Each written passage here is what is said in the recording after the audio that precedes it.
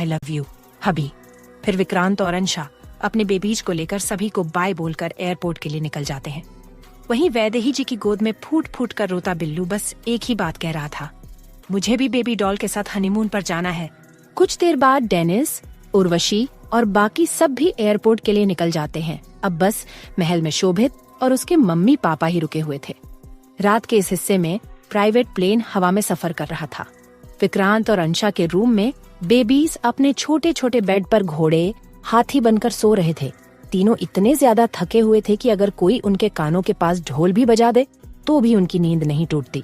तीनों ने मुंह तक ब्लैंकेट ओढ़ रखी थी और पूरी तरह नींद में डूबे हुए थे। वहीं काउच पर विक्रांत और अंशा ब्लैंकेट ओढ़े बैठे थे। अंशा विक्रांत के सीने से लगकर सो रही थी और विक्रांत अपनी सेक्रेटरी से ऑफिस की अपडेट ले रहा था। लगभग 1 घंटे की मीटिंग के बाद उसने फोन साइलेंट कर दिया और अंशा के बालों पर एक किस करते हुए डेविलिश स्माइल के साथ बोला, स्वीट हार्ट, चैन से सो लो। आज जितना सो सकती हो सो लो, क्योंकि अब मैं तुम्हें चैन से सोने नहीं दूंगा। फिर विक्रांत ने अंशा को धीरे से उठाकर बेड पर लिटा दिया। तभी अंशा ने आंखें खोलकर सेक्सी वॉइस में कहा, क्या हुआ हबी, अपनी हॉट वाइफ को अब खाने का मन नहीं है? विक्रांत ने ब्लैंकेट उड़ाते हुए मुस्कुराकर कहा, स्वीट हार्ट, विक्रांत ओबेरॉय को थका हुआ शिकार बिल्कुल पसंद नहीं है। अगर मैं शुरू हुआ तो रुकने वाला नहीं हूँ, इसलिए अभी सो जाओ। अंशा ने विक्रांत का हाथ पकड़कर अपनी ओर खींच लिया। विक्रांत इस अचानक हुए एक्शन के लिए तैयार नहीं था और सीधे अंशा के ऊपर गिर गया। अंशा उसे डिजायर भरी आंखों से देख रही थी। विक्रांत ने उसकी दोनों आंखों पर किस करते हुए कहा, स्वीट हार्ट, तुम्हें फिलहाल मेरी नहीं, नींद की जरूरत है। अंशा विक्रांत के ऊपर आकर मुस्कुराते हुए बोली, ओके, और उसी के ऊपर सो गई। विक्रांत अंशा के सो जाने के बाद उसे आराम से बेड पर लिटाकर ब्लैंकेट ठीक से उड़ा देता है और फिर रूम से बाहर निकल जाता है। वह जाकर सीट पर बैठता है और प्लेन की खिड़की से बाहर देखने लगता है, लेकिन रात के अंधेरे के कारण कुछ भी साफ नहीं दिख रहा था। विक्रांत इस वक्त बहुत गहरी सोच में डूबा हुआ था। तभी रंजीत उसके पास आकर हल्के से ग्रीट करता है और कहता है, बॉस, मिस्टर जॉन का फोन आया था, वो आपसे मीटिंग के लिए डेट मांग रहे हैं। विक्रांत बिना कुछ बोले इशारे में वाइन लाने को कहता है। रंजीत तुरंत वाइन सर्व करता है। विक्रांत वाइन का सीप लेते हुए कहता है, मिस्टर जॉन को 10 दिन बाद की डेट दे दो। रंजीत, ओके बॉस, कहकर साइड में खड़ा हो जाता है। फिर से विक्रांत अपनी सोचों में खो जाता है। कुछ घंटे बाद एक एयर होस्टेस आती है और बताती है कि प्लेन लैंड करने वाला है। विक्रांत अपनी सोच से बाहर आता है और सीट बेल्ट लगा लेता है। प्लेन लैंड होने के बाद विक्रांत अपनी सीट से उठता है, अपना कोट ठीक करता है और फिर रूम में जाकर सो रही अंशा को गोद में उठाकर प्लेन से बाहर निकलता है। वह अपनी कार में बैठता है और बाकी कारें उसके पीछे चल रही होती हैं। कारों का काफिला सड़क पर दौड़ रहा था। विक्रांत अंशा को अपनी बाहों में लिए बैठा था। वह उसकी पीठ सहलाते हुए फुसफुसाता है, स्वीट हार्ट, कल सुबह तुम्हें बहुत बड़ा सरप्राइज मिलने वाला है। उस समय सुबह के 4 बज रहे थे।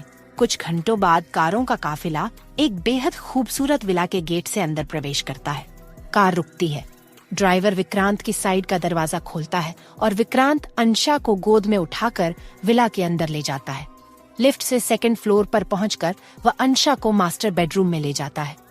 उसे आराम से बेड पर लिटाकर खुद कपड़े चेंज करता है और फिर अंशा के पास लेटकर उसे बाहों में भरकर सो जाता है।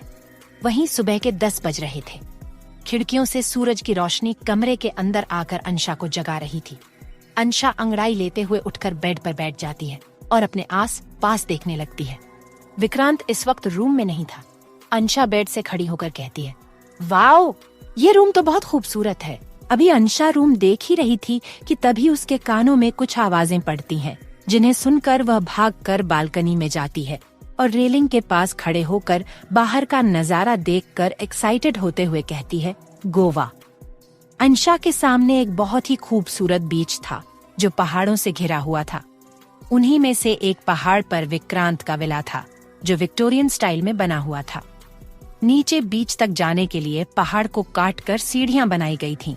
यह विक्रांत का प्राइवेट बीच था जहां किसी और को आना अलाउड नहीं था। पूरा एरिया हरियाली से भरा हुआ था। अंशा का बचपन से ही गोवा घूमने का सपना था, पर कभी आना हो ही नहीं पाया। अंशा अपनी बाहें खोलकर खड़ी हो जाती है और चिल्लाते हुए कहती है, आई लव यू हबी।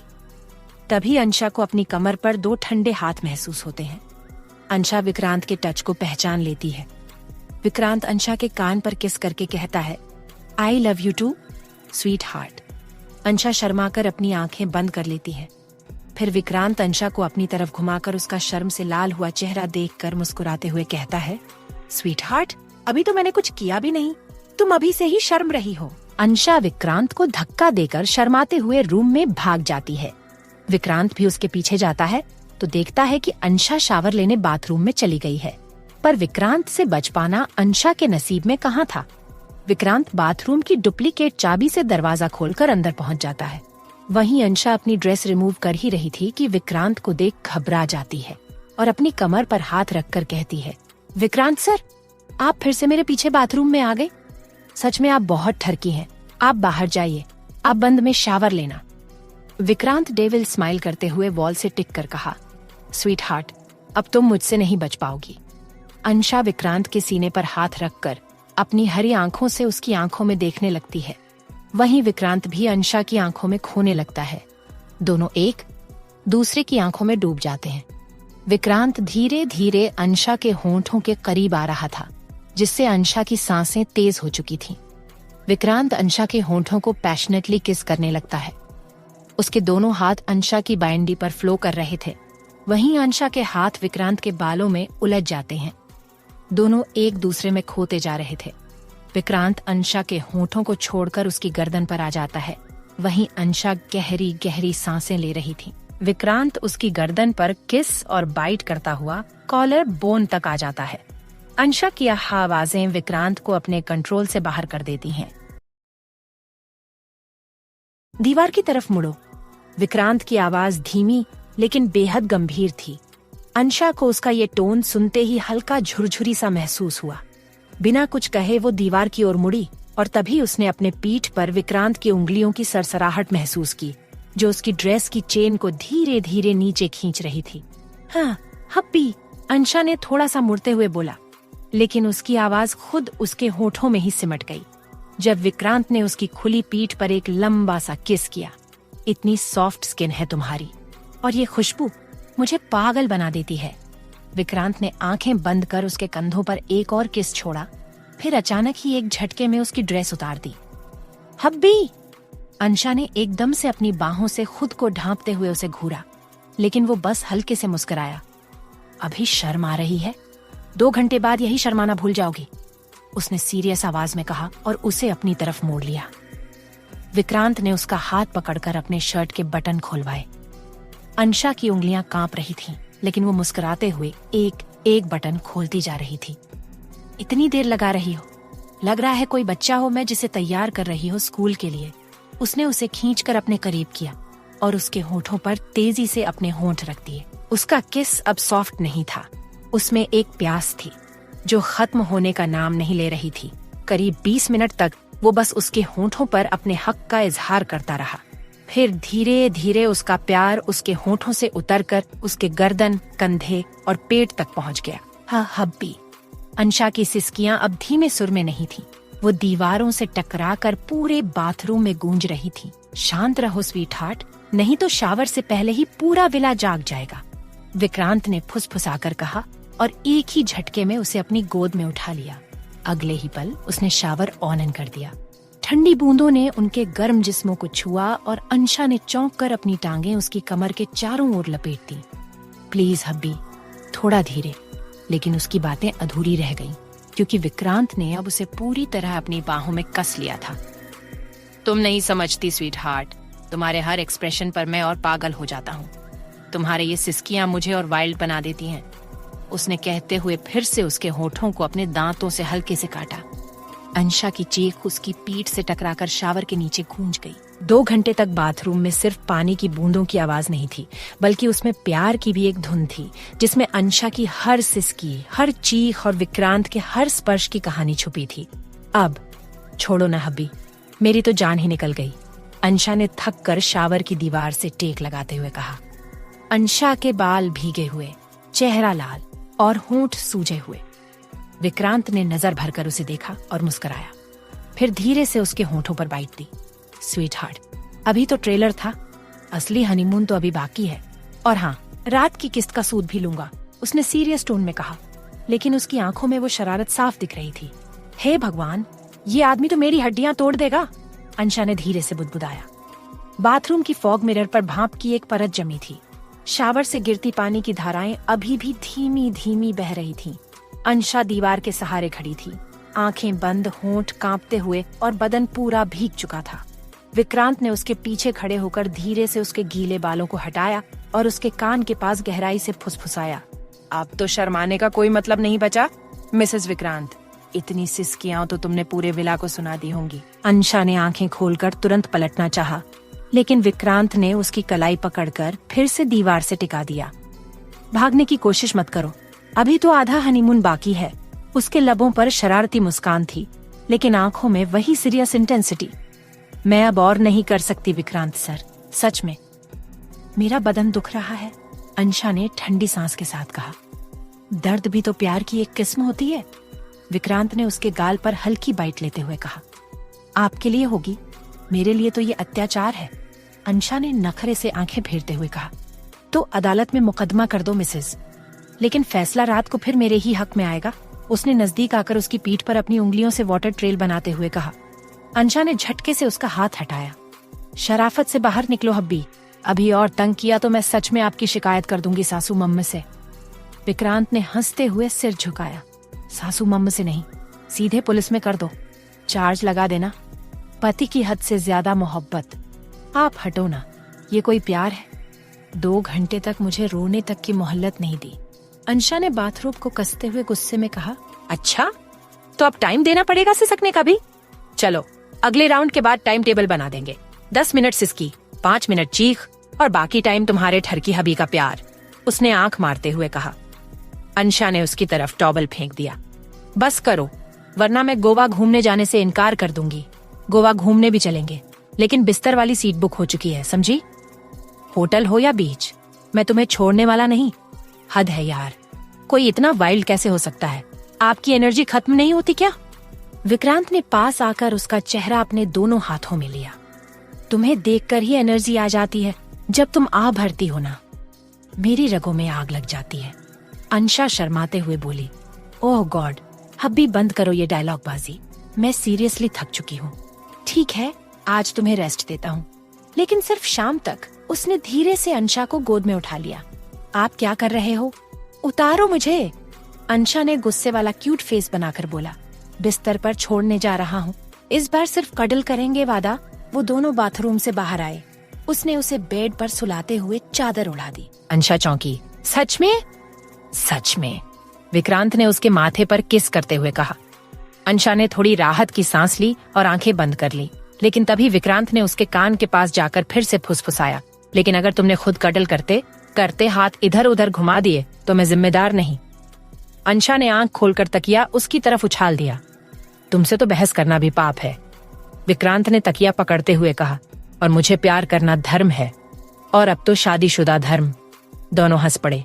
कुछ देर की शांति थी, लेकिन शांति ज्यादा देर ठहरती नहीं। अंशा की उंगलियां धीरे धीरे विक्रांत की बाजू पर चलने लगी। क्या कर रही हो? विक्रांत ने आंखें मूंदते हुए पूछा। कुछ नहीं, तुमने कडल कहा था ना, मैं बस कडल कर रही हूँ। अगर यही कडल है तो तुम्हारे वर्जन में फोरप्ले कैसे होता होगा? छी विक्रांत सर, आपके दिमाग हमेशा गटर में ही क्यों रहता है? क्योंकि मेरी बीवी हॉटेस्ट है और उसे देखकर कोई भी मर्द गटर में ही चला जाएगा, उसने मजाक किया, लेकिन सीरियस टोन में कहा।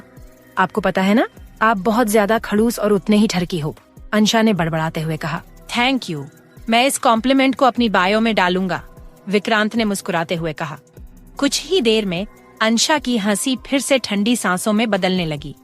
विक्रांत ने उसे अपनी बाहों में समेट लिया। चलो अब सो जाओ, शाम को घूमने चलना है, विक्रांत ने उसके बालों में उंगलियां फेरते हुए कहा। अगर वहां भी यही सब किया तो मैं समंदर में कूद जाऊंगी, अंशा ने आंखें बंद करते हुए कहा। फिर मैं भी कूद जाऊंगा और बीच समंदर में हनीमून का दूसरा राउंड शुरू करेंगे। आप सुधरोगे नहीं। ओ गॉड, मैं कहां फंस गई, अंशा ने धीरे से मुस्कुराते हुए कहा। कभी नहीं, क्योंकि तुम्हें इसी ठरकी विक्रांत से प्यार है। हनीमून पर अंशा को विक्रांत का ओवर रोमांस साइड देखने को मिला, जिसके देखकर वो तो शाइन एक्ट थी। और कमरे में फिर से चुप्पी छा गई। वही 1 घंटे बाद विक्रांत और अंशा तैयार होकर नीचे हॉल में पहुंचते हैं। वहीं मैंगो, पेप्सी और सैंडी अपने मम्मा डैडी को बहुत ध्यान से देख रहे थे। अंशा ने लाइट ग्रीन कलर की स्लीवलेस फ्रॉक ड्रेस पहनी थी जो उसकी थाई तक आ रही थी। अंशा ने बाल खुले छोड़े थे और मांग में सिंदूर भरा हुआ था। चेहरे पर हल्का सा मेकअप था। पेप्सी और मैंगो अंशा के पास आते हैं और दोनों ही उसे टिमटिमाती आंखों से देख रहे थे। तभी मैंगो अंशा का हाथ मुंह से पकड़कर कहता है, मेरी मम्मा कितनी ब्यूटीफुल है। मैंगो की बात सुनकर अंशा मुस्कुरा देती है। वहीं विक्रांत ने जीन्स के साथ ब्लैक शर्ट पहनी हुई थी जिसकी बाजुएं फोल्ड की हुई थीं और ऊपर के 3 बटन खुले थे जिससे उसकी मस्कुलर चेस्ट झलक रही थी। सैंडी दौड़ते हुए आती है और विक्रांत की गोद में चढ़ जाती है। फिर अंशा को जीभ चिढ़ाते हुए कहती है, मेरे डैडी ज्यादा हैंडसम है। वहीं पेप्सी सैंडी पर भौंकते हुए बोलता है, ए पागल बिल्ली, तुझे दिखाई नहीं देता मेरी मम्मा कितनी ब्यूटीफुल लग रही हैं।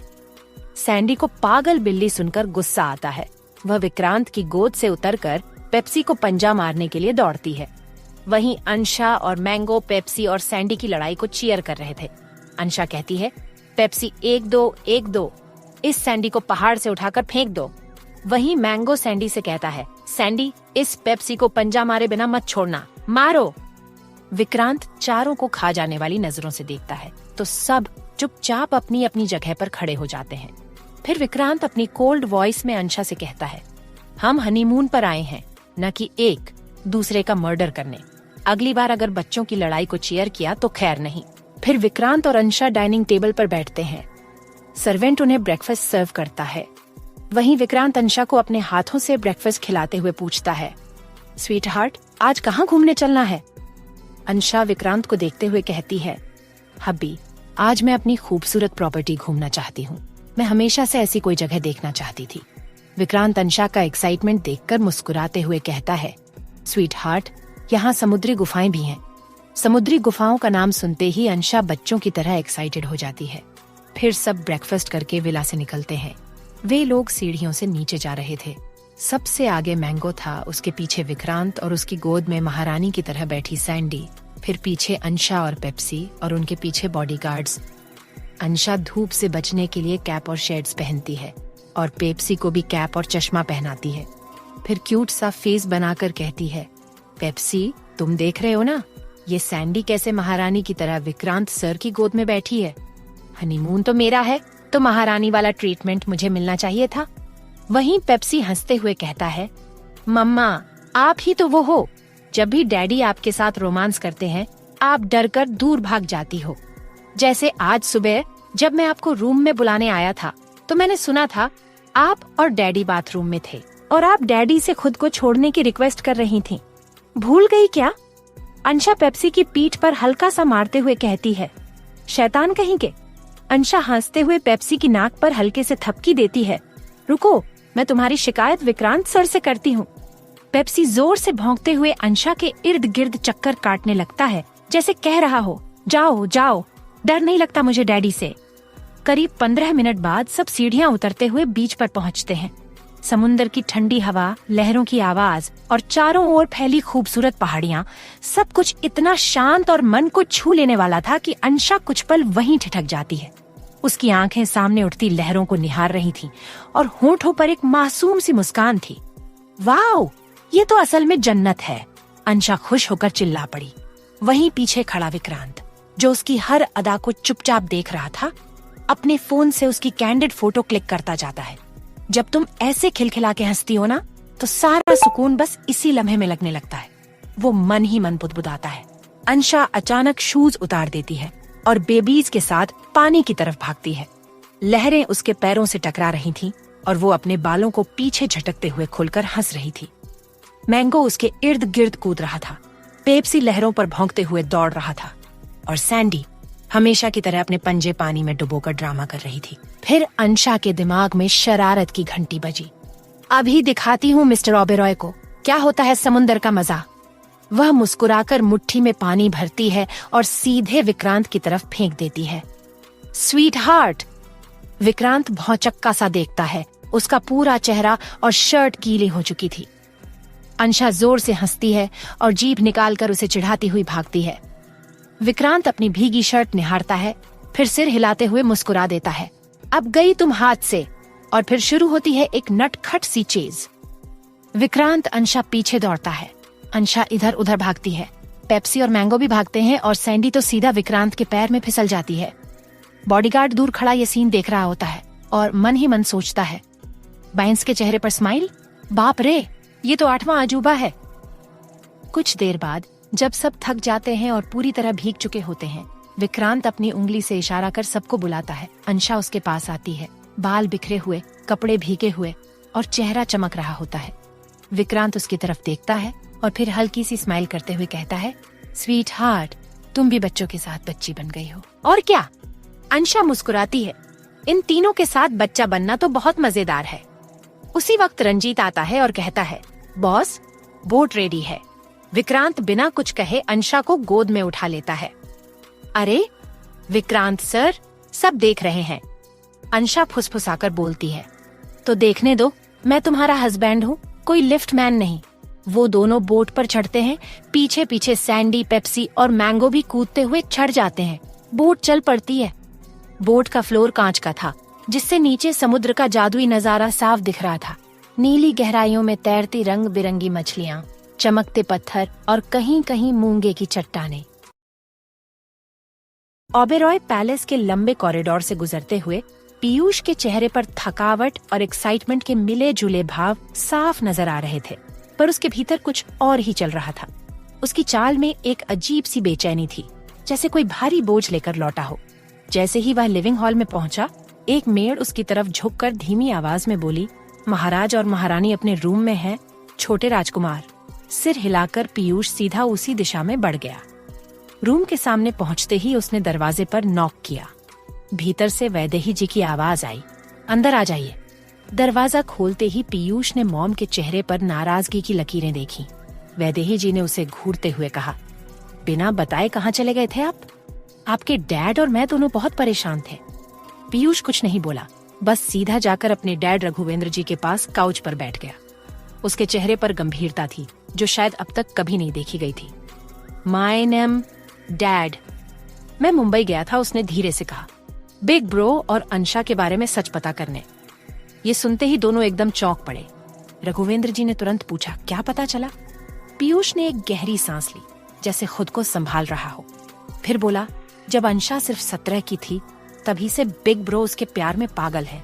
और 1 साल पहले उन्होंने अंशा को सगाई के लिए मजबूर किया और वो दोनों पिछले 1 साल से बिना शादी के एक साथ एक घर में ही रहा रहे हैं। कमरे में कुछ पल के लिए सन्नाटा छा गया। फिर पीयूष ने एक एक करके वो सब बताया जो उसको विक्रांत और अंशा के बारे में पता चला। कैसे उसके बिग ब्रो ने अंशा के अकेलेपन का फायदा उठाकर उसे जकड़ लिया था, कैसे उसने अपनी ताकत और डर का इस्तेमाल किया।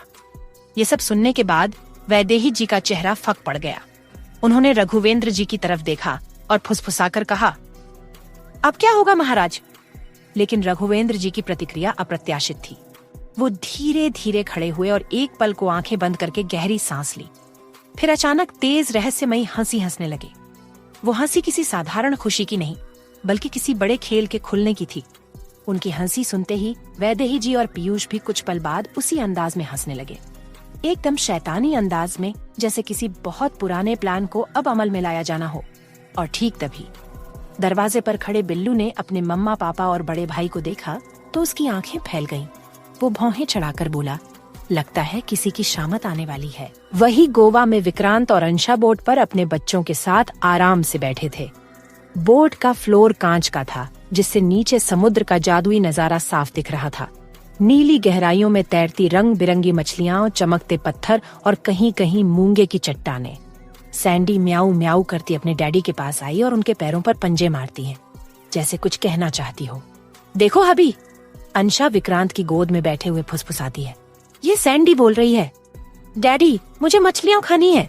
विक्रांत सैंडी के माथे पर किस करता है और उसके गाल सहलाते हुए बोला, प्रिंसेस, डैडी तुम्हें सारी मछलियां खिलाएंगे, अब जाकर पेप्सी को परेशान करो। सैंडी खुशी से उछलती है और पेप्सी के साथ मस्ती करने लगती है। अब सिर्फ अंशा और विक्रांत रह गए थे। अंशा उसकी गोद में आराम से बैठी थी। उसकी पीठ विक्रांत की चौड़े सीने से टिकी थी। विक्रांत का एक हाथ उसकी कमर पर लिपटा हुआ था और दूसरा हाथ लगातार अंशा की थाई पर फिसल रहा था। अंशा की सांसें गड़बड़ा रही थी, चेहरा हल्का सा लाल हो चुका था। वो शर्म कर आंखें बंद कर लेती है। उसकी पलकों की कंपकंपी महसूस कर पाना भी मुश्किल नहीं था। Sweet heart. विक्रांत उसके कान के पास झुककर गर्म सांसें छोड़ते हुए कहता है, मेरा सरप्राइज कैसा लगा? बहुत अच्छा। अंशा धीरे से जवाब देती है, जैसे हर शब्द उसके होंठों से फिसल रहा हो। शाम तक वे समुद्र के गुफाएं और तट घूमते हैं और फिर विला लौट आते हैं। अंशा के चेहरे पर थकान साफ झलक रही थी, लेकिन उसका मन तो जैसे अभी और घूमने को कर रहा था। विक्रांत और अंशा शावर लेकर बाथरोब पहनकर कमरे में आते हैं। विक्रांत अंशा को बेड पर लेट देता है और खुद चेंजिंग रूम में चला जाता है। अंशा खुद से ही बड़बड़ाती है, ये ठरकी इंसान फिर से 1 घंटे तक मेरे साथ रोमांस करता रहा। ये विक्रांत सर इंसान है या कोई मशीन? ये इतनी एनर्जी लाते कहाँ से है? प्रोटीन शेक पीते हैं या मुझे पीने की प्लानिंग है इस हनीमून पर? उसने तकिए को मारते हुए कहा। और फिर अचानक ही उसकी आंखें भर आईं। वो तकिए में मुंह छुपाकर क्यूट तरीके से रोने लगी। मैं फंस गई किसी सैडेस्ट हस्बैंड के साथ। अब तो बस्तर से बाहर निकल ही नहीं पाऊंगी। गोवा घूमने आई थी, लेकिन यहाँ तो बाथरूम में ही मेरा पूरा हनीमून निकलने वाला है। अगले ही पल विक्रांत चेंजिंग रूम से बाहर निकला। अंशा की सिसकी सुनते ही वो तुरंत सीरियस हो गया। क्या हुआ स्वीट हार्ट? उसने पास आकर पूछा। कुछ नहीं, बस सोच रही थी कि आप कोई आम हस्बैंड क्यों नहीं हो? उसने मुंह फेरते हुए कहा। मतलब आप जब देखो मुझे प्यार करने लगते हो, घूमने नहीं देंगे क्या? विक्रांत मुस्कुराया और उसके पास बैठते हुए उसके गाल पर किस किया। गोवा तो घुमाऊंगा, लेकिन हर बीच पर पहले तुम्हारे साथ थोड़ा रोमांस करूंगा। मतलब एक बीच, एक किस, एक बाइट, उसने सीरियस टोन में कहा। आप सुधरेंगे नहीं। अंशा ने तकिया उठाकर उसके ऊपर फेंका। तुम भी ना स्वीट हार्ट, रोती हो, फिर शिकायत करती हो, फिर शर्माती है और फिर कहती है अब भी छोड़ दो ना। विक्रांत ने उसकी नकल करते हुए कहा। बंद कर आप अपनी बकबक। अंशा ने उसे धक्का देने की कोशिश की, लेकिन वो फिर से उसके पास खिसक आया। रात को याद दिलाना, सूद समेत बाकी का हिसाब लूंगा। विक्रांत अंशा के कान में फुसफुसाया और फिर एक गाल पर किस करके उठ खड़ा हुआ। अंशा ने गहरी सांस ली और ऊपर देखकर बोली, भगवान, इस आदमी से मुझे बचा लो, या फिर कम से कम एनर्जी दो ताकि मैं सरवाइव कर सकूं। विक्रांत अपने बाल बनाकर अंशा को बेड पर रखी अपनी टी शर्ट पहनता है और फिर उसको अपनी बाहों में उठाकर कमरे की बालकनी में लेकर जाता है। वो 2 बालकनी में बैठे सनसेट देख रहे थे। विक्रांत की एक बाह अंशा की कमर को घेरे हुए थी और दूसरी हाथ में ब्लैक कॉफी मग। सामने आसमान के बदलते रंग नारंगी, गुलाबी, फिर हल्का बैंगनी। Sweet heart. विक्रांत अचानक बोला, आज तुम्हारे लिए एक और सरप्राइज है। क्या? अंशा उसकी तरफ देखती है, आंखों से सवाल पूछती है। थोड़ा सब्र रखो, बस 1 घंटे में रेडी हो जाना। इतने में विक्रांत का फोन बजने लगता है और वो कॉल उठाकर कमरे से बाहर चला जाता है। अंशा कमरे में आती है तो देखती है कि बेड पर एक गिफ्ट बॉक्स रखा है। वो एक्साइटमेंट से बॉक्स खोलती है और जैसे ही अंदर का गाउन देखती है, उसकी आंखें हैरानी और खुशी से चमक उठती हैं। गाउन सिल्वर ब्लू कलर का था, सिल्क और नेट का बना हुआ, हल्का सा ऑम्फ शोल्डर और नीचे से फ्लेयर्ड। अंशा उसे सीने से लगाकर खुद से ही बोल पड़ती है, ओह माय गॉड, ये कितना खूबसूरत है। वहीं मुंबई में नीति कॉलेज से घर लौटती है तो अपने मंगेतर प्रेम को अपने मॉम डैड के साथ बैठे देखती है, पर फिर भी नीति प्रेम को इग्नोर करके अपने रूम में जा रही होती है। तभी नीति की मॉम उसे रोकते हुए कहती है, नीति देखो, प्रेम जी तुमसे मिलने आए हैं। नीति एक नजर प्रेम को देखती है और फिर बिना कुछ बोले अपने रूम में चली जाती है।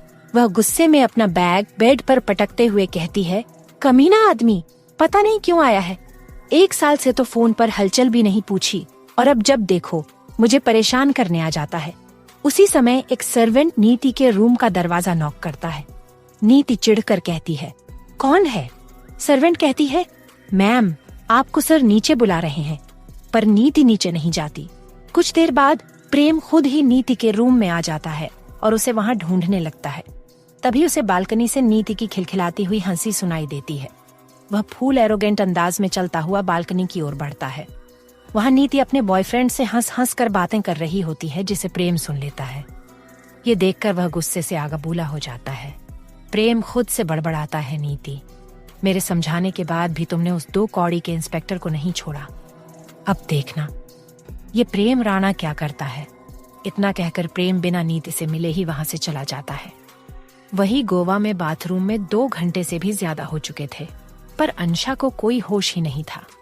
वो बाथटब में बबल्स के बीच रेस्ट कर रही थी, हाथों से झाग उड़ाते हुए खुद ही गुनगुना रही थी, सजना है मुझे सजना के लिए। हर लहर के साथ उसका चेहरा खिल रहा था। आंखें बंद करके जब उसने अपने होठों पर हल्की मुस्कान लाई तो उसकी यादों में विक्रांत की सुबह वाली हरकतें कौंध गईं। हाय, ये मेरे ठरकी हब्बी भी ना, वो खुद से ही बुदबुदाई। सुबह बाथरूम में जिस तरह चुपके से आ गए थे और फिर उसके गाल शर्म से लाल हो गए। वो झाग में छिपती हुई हंस पड़ी जैसे किसी ने उसे रंगे हाथों पकड़ लिया हो। लेकिन आज ना, मैं भी कुछ कम नहीं। उसने शरारती अंदाज में खुद को निहारते हुए पानी से निकलते बुलबुले तोड़े। आज मैं अपने हब्बी के लिए कुछ ऐसा पहनूंगी कि बस देखते रह जाएंगे। फिर उन्हें किसी ऑफिस मीटिंग का ख्याल भी नहीं आएगा। सिर्फ मैं और मेरा पागलपन। वो अपनी ही सोच पर खिलखिला पड़ी। अरे अंशा, तू तो धीरे धीरे पूरी की पूरी विक्रांतमयी हो गई है। 3.5 घंटे बीत चुके थे जब आखिरकार अंशा बाथरूम से बाहर निकली। उसका चेहरा ताजा तरीन था, गालों पर हल्की गुलाबी लाली और बालों से अब भी हल्की सी नमी झांक रही थी। जैसे ही उसकी नजर बेड पर गई, उसकी मुस्कुराहट पल भर में गायब हो गई। हाँ, ये क्या? उसके मुंह से चीख सी निकल गई। बेड पर रखा उसका रेशमी गाउन, जिसे वो आज पहनना चाहती थी, टुकड़े टुकड़े पड़ा था। वो हड़बड़ाकर दौड़ते हुए बेड के पास पहुंची और जैसे ही उसने वो गाउन उठाया, उसकी आंखों से आंसू छलक पड़े। किस हरामखोर ने, किस कमीने ने ये किया? वो फटी फटी आंखों से चारों तरफ देखने लगी, मानो कोई छिप कर देख रहा हो। ये तो विक्रांत सर ने मुझे खुद गिफ्ट किया था, कितने प्यार से। और अब उसकी आवाज कांपने लगी।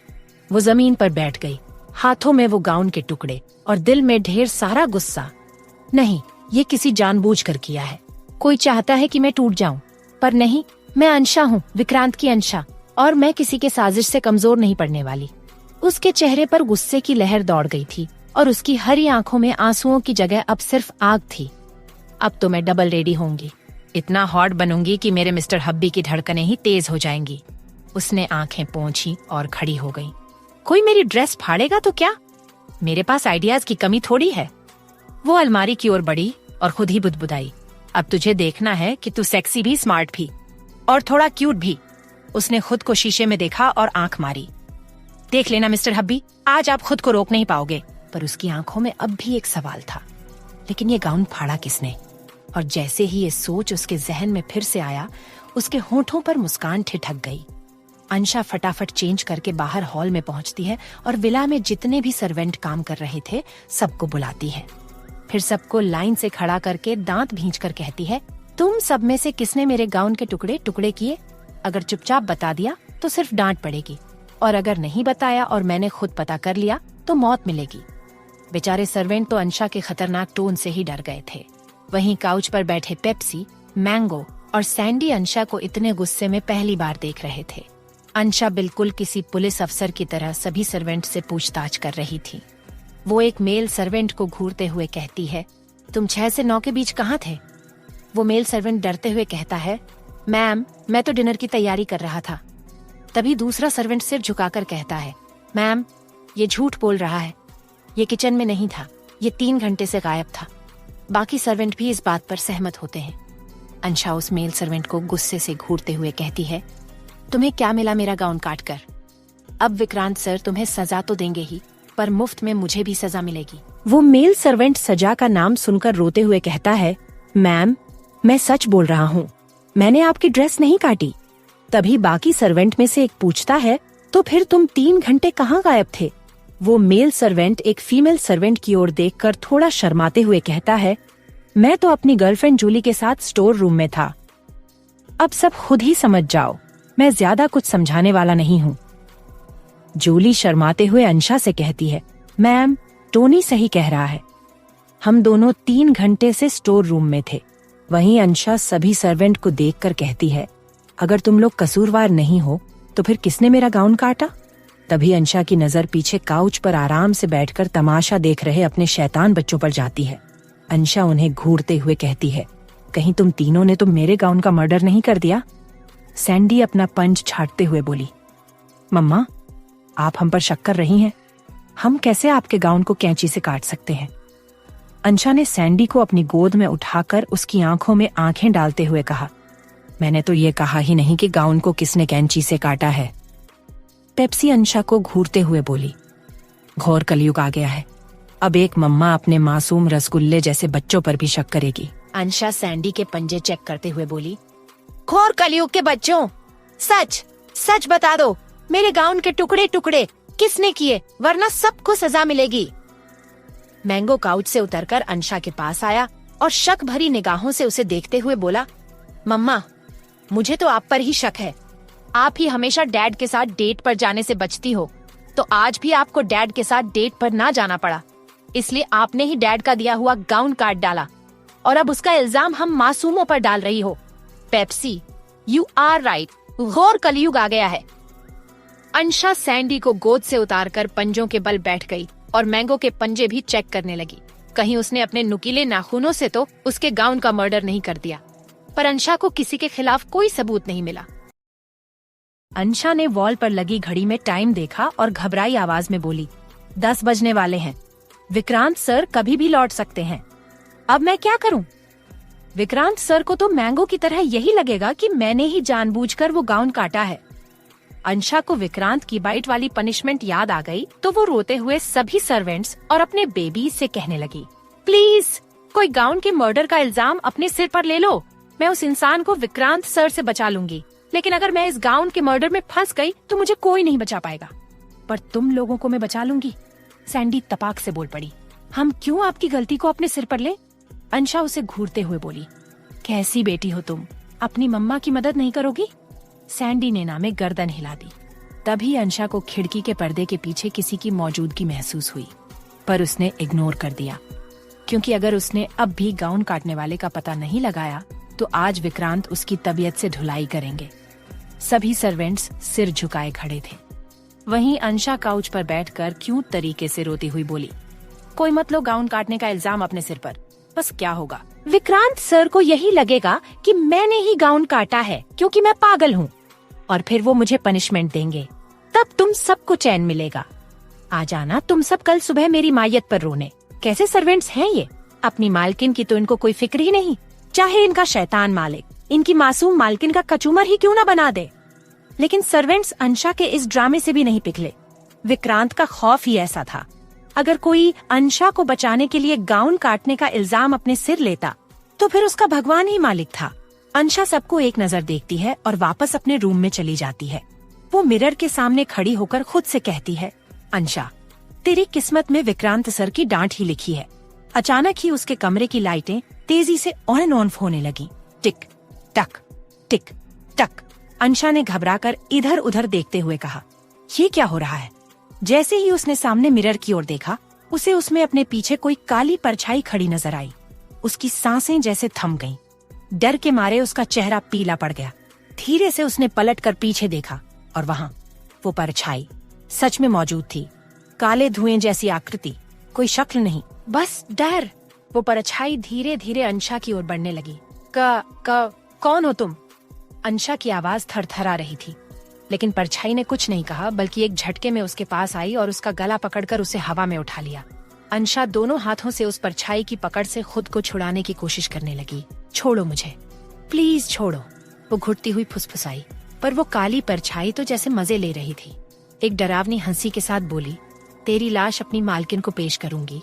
अंशा की आंखें डर से बड़ी हो गईं। उसकी सांसें फूल रही थीं और शरीर कांप रहा था। उसी वक्त नीचे हॉल में खेल रहे पेप्सी को अचानक कुछ महसूस हुआ, जैसे किसी अजनबी और बुरी शक्ति की मौजूदगी हो। उसका पूरा शरीर अलर्ट हो गया। वो फौरन दौड़ता हुआ ऊपर अंशा के कमरे की ओर भागा। जैसे ही पेप्सी कमरे में पहुंचा, उसने देखा उसकी मामा हवा में लटकी हुई है और एक काली परछाई उसे पकड़कर खड़ी है। पेप्सी जोर जोर से भौंकने लगा, जैसे कह रहा हो, मेरी मामा को छोड़ दो। काली परछाई पलटी और पेप्सी की ओर देखा। एक झलक में ही उसने उसे अपनी जादुई शक्ति से उठाया और जोर से जमीन पर पटक दिया। धड़ाम! पेप्सी के मुंह से दर्द भरी चीख निकली। नहीं, अंशा के दिल ने चीखा, पर उसकी आवाज गले में ही अटक गई। उसने और भी जोर से छटपटाना शुरू कर दिया। परछाई की पकड़ अब उसके ऊपर और भी कस चुकी थी। अंशा की आंखें बंद होने लगी थीं, सांसें रुकने को थीं। मन में सिर्फ एक नाम था, विक्रांत।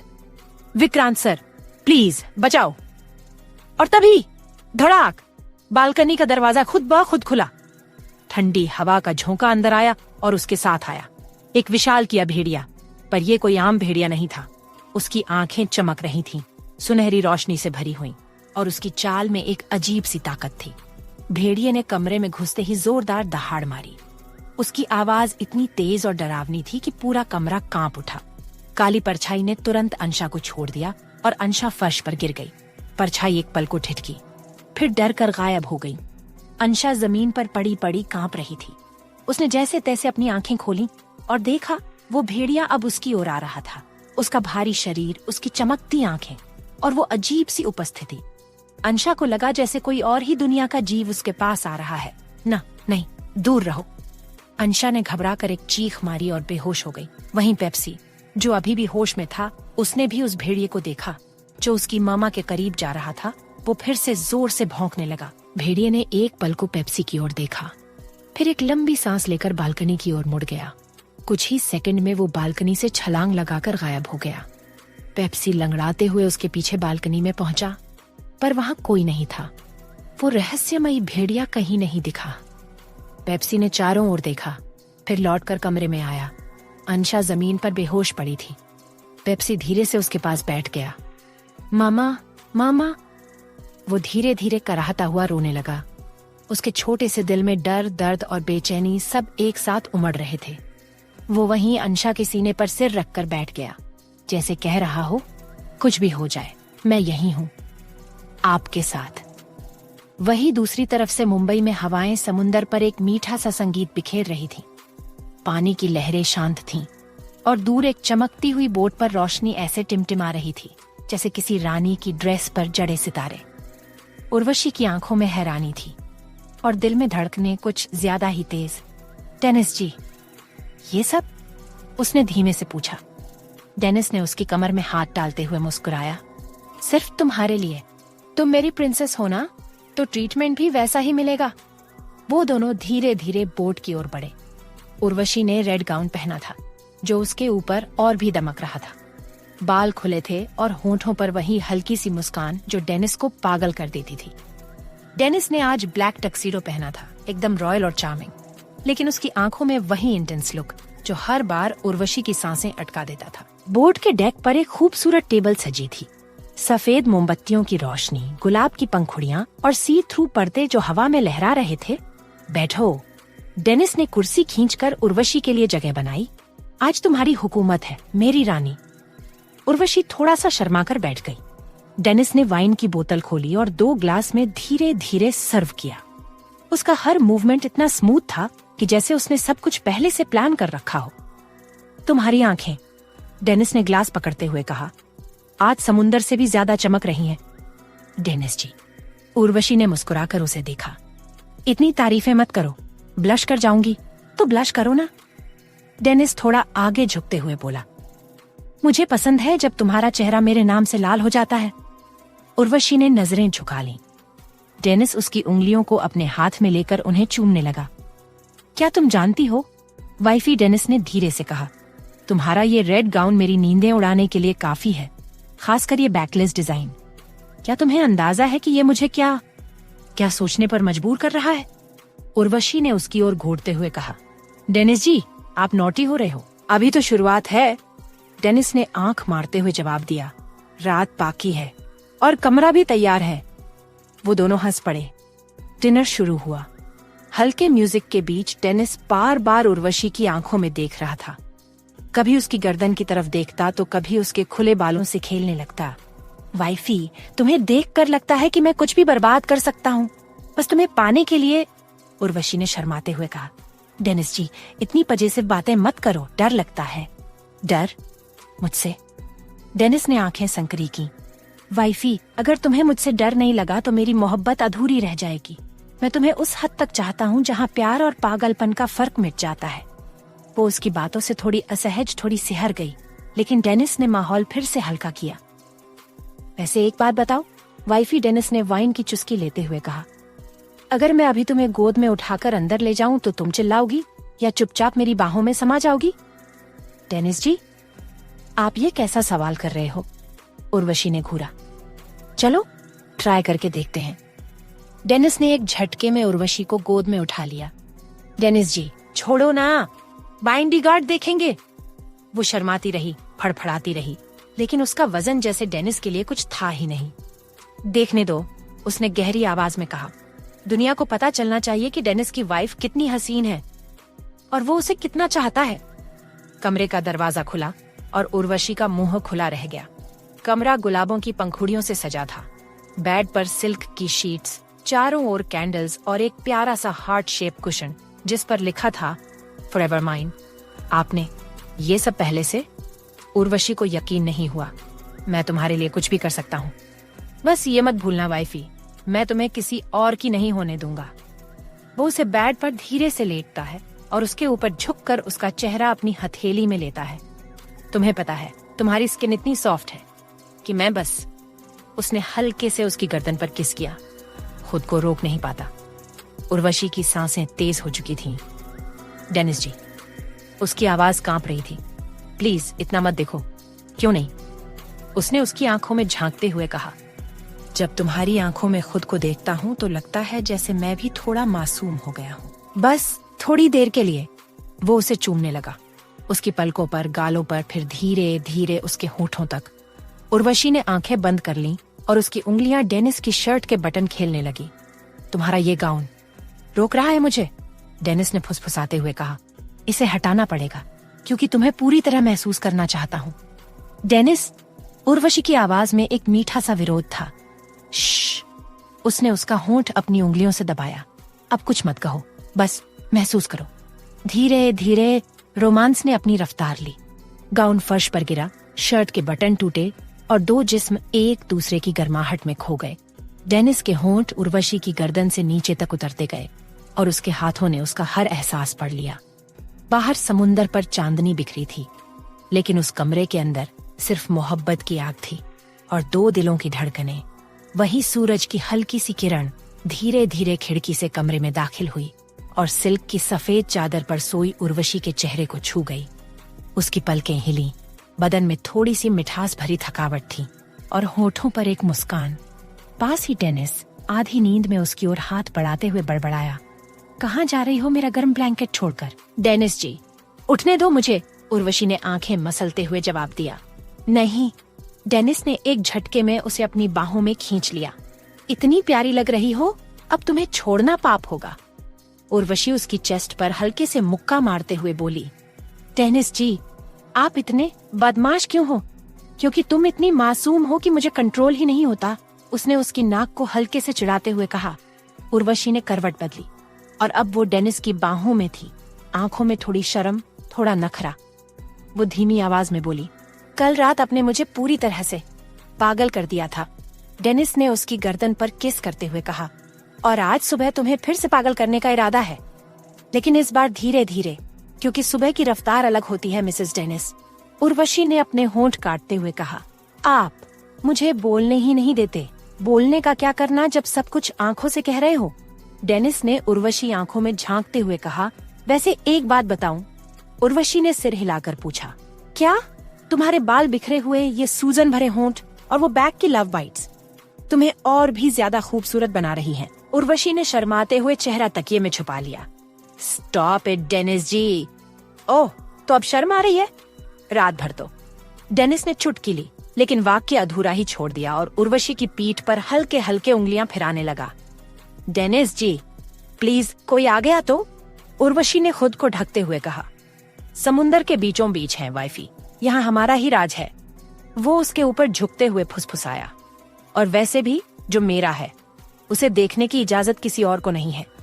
फिर उसने हल्के से उसके कान के पीछे किस किया, जिससे उर्वशी की सांसें रुक सी गईं।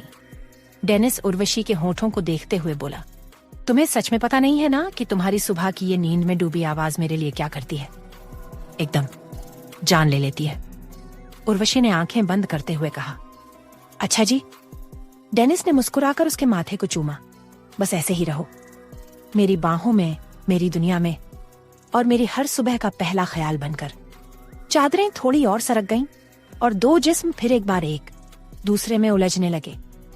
इस बार धीमे, नर्म, लेकिन उतने ही गहरे एहसासों के साथ। वही 3 घंटे बाद बोट एक छोटे से टापू पर पहुंची। रेत बिल्कुल सफेद, किनारे नारियल के पेड़ और हवा में खामोश सी मिठास। डेनिस और उर्वशी हाथ में हाथ डाले टापू की ओर चल रहे थे। उर्वशी ने गुलाबी ट्रांसपेरेंट शर्ट पहन रखा था, अंदर स्विमसूट की झलक और चाल में वो मासूम शोखी। डेनिस ने पीछे से उसका हाथ खींच लिया। इतनी धीरे क्यों चल रही हो? डर रही हो क्या मेरी दुनिया में कदम रखकर? उर्वशी ने उसे घूरा। डर आपकी हरकतों से लगता है, जगह से नहीं। डेनिस हंस पड़ा। तो फिर आज डर को भी रोमांस बना देते हैं। टापू पर एक साइड लकड़ी का बना छोटा सा हट था जो पहले से तैयार था। अंदर हल्की सी रोशनी, चारों तरफ फूलों की पंखुड़ियां और बैकग्राउंड में धीमा म्यूजिक। उर्वशी ने हैरानी से उसकी तरफ देखा। ये सब पहले से प्लान किया था? मैं तुम्हारे लिए कुछ भी कर सकता हूँ, सिर्फ एक स्माइल के लिए। डेनिस ने कान में फुसफुसाया। वो उसे लेकर अंदर चला गया। हट में घुसते ही डेनिस ने दरवाजा बंद किया और उर्वशी को दीवार से टिकाकर उसका चेहरा अपने हाथों में लिया। तुम्हारी ये आंखें आज कुछ ज्यादा ही कातिल लग रही हैं। आप भी कुछ कम नहीं लग रहे, मिस्टर ओवर स्मार्ट। उर्वशी ने मुस्कुराकर उसकी शर्ट की कॉलर खींची। तो फिर स्मार्टनेस का इनाम मिलना चाहिए, डेनिस ने उर्वशी के गाल चूमते हुए बोला। उर्वशी ने मुस्कुराते हुए कहा, कौन सा इनाम चाहिए आपको? डेनिस ने उर्वशी के गुलाबी होठों को अपनी इंटेंस नजरों से देखते हुए बोला, तुम्हारी बाहों में खो जाना और तुम्हारे होठों की हर जिद पूरी करना। उर्वशी ने धीरे से उसकी नजरों में देखा, फिर होठों पर उंगलियां रखी। बस आप ध्यान रखना, मैं मासूम जरूर हूँ, लेकिन आज नखरे भारी पड़ेंगे। डेनिस ने उसे गोद में उठा लिया। मैं तो चाहता हूँ कि तुम्हारे हर नखरे में डूब जाऊं। और फिर दोनों फूलों से सजी उस जगह में खो गए। सूरज की हल्की हल्की किरणें पर्दे से छनकर कमरे में आ रही थीं और उनका सीधा असर अंशा के मासूम चेहरे पर पड़ रहा था। उसके चेहरे पर पनीर, स्क्वायर कट, बैंगन, लॉन्ग ऑन। कोच की कोचिंग कोच करेगी। Let's cook. नंबर 1 है ऑयल। वो तो है। Freedom, India's number 1। इतना तो मुझे भी पता है। कितना? इतना फ्रीडम है ना। बड़े फास्ट लर्नर हो चाचू। थैंक यू कोचू। एडवांस टेक्नोलॉजी से बना फ्रीडम सनफ्लावर ऑयल है, एकदम प्योर और लाइट। इसे आप बना सके कम तेल में ज्यादा खाना। How's that?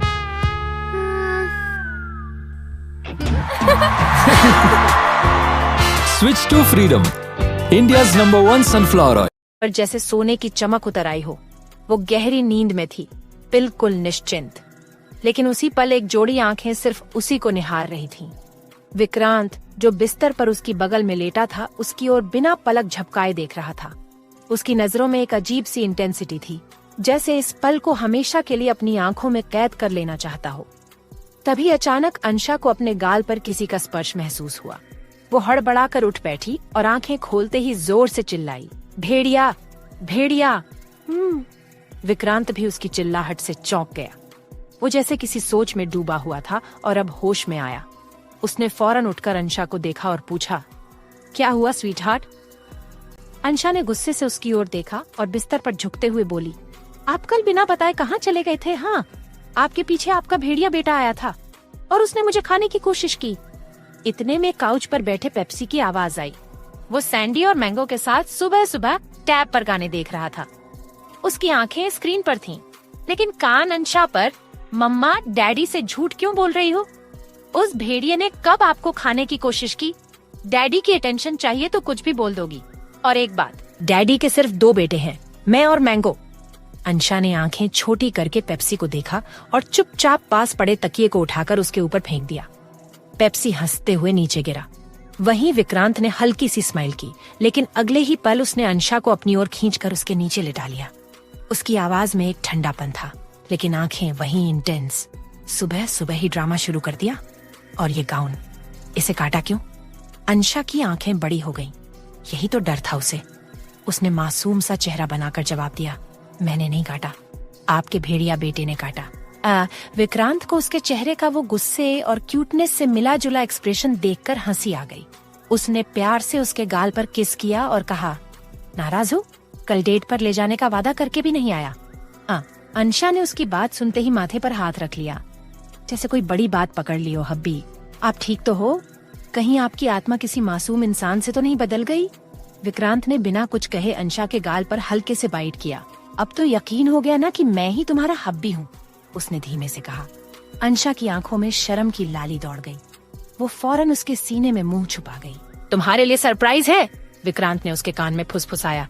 जल्दी से बिकिनी पहनकर बालकनी में आओ। ये कहकर वो बेड से उठा और बेबीज को लेकर बालकनी की ओर चला गया। कमरे की बालकनी काफी बड़ी थी। वहाँ एक छोटा सा प्राइवेट पूल भी था, जहाँ अक्सर पूरा फैमिली टाइम स्पेंड होता था। विक्रांत पूल साइड के काउच पर बैठ गया। कुछ ही पल में पेप्सी और मैंगो भी अपनी अपनी शॉट्स लेकर उसके पास आ गए। बेबी, विक्रांत ने मैंगो की तरफ देखते हुए कहा, कल रात कहाँ थे तुम जब मम्मा और पेप्सी पर अटैक हुआ? मैंगो ने सिर झुका लिया। वो सैंडी के साथ छुपन छुपाई खेल रहा था और सब भूल गया था। विक्रांत ने उसको शॉर्ट्स पहनाई और फिर पेप्सी की ओर मुड़ा। उसके पीठ पर चोट के निशान थे। विक्रांत का चेहरा गुस्से से तमतमा गया। उसने मुट्ठी कस ली। अगर ये किसी भेड़िए का काम है, उसने बड़बड़ाते हुए कहा, तो उसे मैं जिंदा नहीं छोड़ूंगा। वो फौरन टैब उठाकर विला के सीसीटीवी फुटेज चेक करने लगा। कमरे का फुटेज ब्लर था, लेकिन बालकनी वाला कैमरा क्लियर था। उसमें जो दिखा उसे देख विक्रांत की आंखें सिकुड़ गईं। एक बड़ा सा लंबा चौड़ा भेड़िया, या फिर कहें वयार वुल्फ, मानव भेड़िया। तो अंशा सच कह रही थी, विक्रांत ने खुद से कहा। वो तुरंत रंजीत को कॉल करता है। रंजीत, विला के सारे कैमरे चेक करो और उस वयार वुल्फ की जानकारी चाहिए आज ही। फोन डिस्कनेक्ट करते ही सैंडी अपने मुंह में छोटी सी रंग बिरंगी बिकिनी पकड़कर फुदकती हुई आई। उसने वो बिकिनी विक्रांत को दी और मासूमियत से बोली, म्याऊ म्याऊ, डैडी पहनाओ ना। विक्रांत हंस पड़ा उसकी क्यूटनेस देखकर। उसने उसे गोद में उठा लिया और बोला, डैडी की प्रिंसेस। फिर प्यार से उसे वो मल्टी कलर बिकिनी पहनाई। सैंडी ने म्याऊ म्याऊ करते हुए थैंक यू कहा और दौड़ती हुई पूल के पास चली गई, जहां पेप्सी और मैंगो पहले से ही खेलने लगे थे। विक्रांत वहीं बैठा उन्हें देखता रहा। उसकी आंखों में वो सॉफ्टनेस थी जो सिर्फ एक पिता की आंखों में होती है, लेकिन मन में कहीं न कहीं वो भेड़िया फिर से घूम रहा था। वो अपने बच्चों की ओर देखते हुए मन ही मन बुदबुदाया, अब जो भी मेरे बच्चों या अंशा को नुकसान पहुंचाने आएगा, मैं उसे मिटा दूंगा हमेशा के लिए। वहीं दूसरी तरफ मुंबई में डेनिस ऑफिस जाने के लिए रेडी हो रहा था। तभी उसका फोन बजने लगा। डेनिस ने फोन रिसीव किया। दूसरी तरफ से कोई क्यूट तरीके से रोते हुए बोला, जीजू, आपकी साली की जान खतरे में है। कल रात मुझ पर और पेप्सी पर एक काली परछाई और एक भेड़िए ने हमला कर दिया था।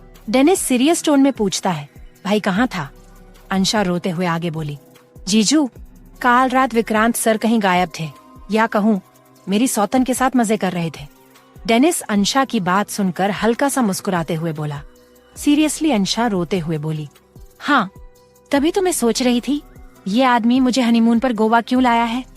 डेनिस अंशा की बात सुनकर पेट पकड़कर हंसने लगा। अंशा आगे बोली, जीजू, विक्रांत सर ने मेरा हाल तक नहीं पूछा, बस इतना कहा, जाओ स्वीट हार्ट, बिकिनी पहन कर आओ, तुम्हारे लिए सरप्राइज है। आप देख रहे हैं विक्रांत सर कितने हवसी हैं। डेनिस आग में घी डालते हुए बोला, अरे अंशा, तुम क्यों रो रही हो?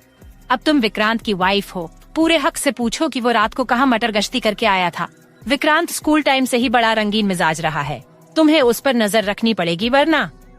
अंशा किसी मासूम बच्चे की तरह डेनिस की बात मानते हुए बोली, ओके जीजू, मैं विक्रांत सर से पूछती हूँ कि वो कल रात कहाँ थे। फिर अंशा ने फोन डिस्कनेक्ट कर दिया। वहीं बाथरूम के दरवाजे पर बाथरोब पहने उर्वशी खड़ी थी और डेनिस को घूर रही थी। डेनिस जी, आपने अंशा को क्या उल्टी पट्टी पड़ा दी? आप विक्रांत जी और उनके गुस्से को अच्छे से जानते हो ना, फिर भी आपने अंशा को उन्हें परेशान करने का आइडिया दे दिया। अगर विक्रांत जी ने गुस्से में अंशा को पनिश किया तो? डेनिस उर्वशी के पास जाकर उसके गाल सहलाते हुए बोला, वाइफी, तुम मेरे और मेरी साली के बीच में मत बोलो। वो तुमसे ज्यादा होशियार और चालाक है। अगर वो अब तक विक्रांत जैसे गुस्सैल इंसान को संभाल रही है तो आगे भी संभाल लेगी। चलो अब तुम मेरी टाई बांध दो। उर्वशी स्माइल करते हुए बोली, जब अंशा आपके बारे में मुझे पहले बताती थी ना, तो मुझे यकीन नहीं होता था कि आप इतने मस्तीखोर हैं। डेनिस ने उर्वशी को अपने सीने से चिपकाकर शरारती अंदाज में कहा, वाइफी यार, सिड्यूस मत करो वरना ऑफिस जाना मुश्किल हो जाएगा। उर्वशी डेनिस को घूरते हुए बोली। डेनिस जी, 2 दिन इतना रोमांस करने के बाद भी आपका पेट नहीं भर? डेनिस इंटेंस नजरों से उर्वशी को देखकर नामे गर्दन हिलाता है। उर्वशी शर्माकर चेंजिंग रूम में भाग जाती है। वहीं विकी डेनिस और उर्वशी के रूम में खुले सांड की तरह घुस आया और बोला, यार जीजू, ये विक्रांत जी कैसे इंसान हैं? अंशा का फोन खुद लेकर घूम रहे हैं। मुझे अंशा से बात करनी थी। डेनिस विकी को घूरते हुए बोला, साले साहब, ये क्या तरीका है बिना नॉक किए मेरे कमरे में आने का? विकी मुंह बनाते हुए बोला, यार जीजू, अब आप बूढ़े हो गए हो। आपकी शादी को 1 महीना होने वाला है, फिर भी आप अब भी न्यू कपल की तरह पूरे दिन रोमांस करते रहते हो। डेनिस ने गुस्से से कहा, साले साहब, आपकी और मेरे उस प्यार के दुश्मन की मेहरबानी से मैं अपनी वाइफी से ढंग से प्यार तक नहीं कर पाया। विकी डेनिस की बात सुनकर बोला, यार जीजू, ये सब छोड़ो प्लीज। आप विक्रांत जी को फोन करो ना और उनसे कहो कि मेरी बात अंशा से करवा दे। मुझे उससे एक बहुत जरूरी बात करनी है। डेनिस ने सिर झटकते हुए कहा, साले साहब, तुम ना उर्वशी से ज्यादा अंशा के सगे भाई लगते हो।